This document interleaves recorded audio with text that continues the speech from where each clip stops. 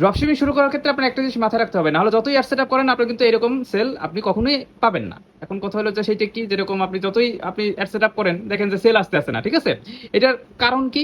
Just simply করেন কি, আপনারা একটা ভুল করেন, ক্রিয়েট অপশনে আসেন, ক্রিয়েট অপশনে এসে মানে অ্যাড ম্যানেজারে আসেন, এসে ক্রিয়েটের এখানে ক্লিক করে দেন সেল অ্যাড রান করেন, সেল অ্যাড রান করে দেন। আপনারা এক্সপেক্ট করতে থাকেন যে আমি সিম্পলি এই প্রোডাক্টটা তো সবই পেজ আমার অ্যাড করছি, এখন এইখান থেকে সেল অ্যাড রান করবো, দেন আমার ফেসবুকে বিজ্ঞাপনের মাধ্যমে আমার এখানে সেল আসতে থাকবে, বাট দিন শেষে সেল আসে না। এইটার মূল কারণ হলো আপনার মার্কেটিং স্ট্র্যাটেজি বুঝেন না। আরো যে বাকি 6টা অবজেক্টিভ, এগুলোরও স্পেসিফিক কাজ আছে, মার্কেটিং স্ট্র্যাটেজি বুঝতে হবে।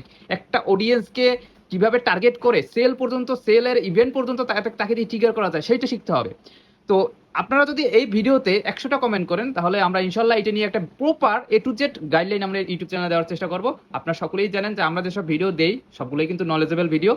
এর পাশাপাশি অনেকের কোশ্চেন থাকতে পারে যে আমি যে আপনি যে বলতেছেন বিজ্ঞাপন বা অ্যাড দেওয়ার কথা, আমার তো ডুয়েল কারেন্সি কার্ড নাই, আমার পাসপোর্ট নাই, ভিসা কার্ড নাই, তাই না? সেক্ষেত্রে আমার জন্য কি কি করণীয় বা আমার জন্য কোনো একটা ব্যবস্থা আছে নাকি? আপনার চাইলে রেড ডট পে থেকে এরকম একটা ভার্চুয়াল কার্ড নিতে পারেন, যেটা একেবারে হুবহু আপনার ডুয়েল কারেন্সি কার্ডের মতো আপনি ইউজ করতে পারবেন।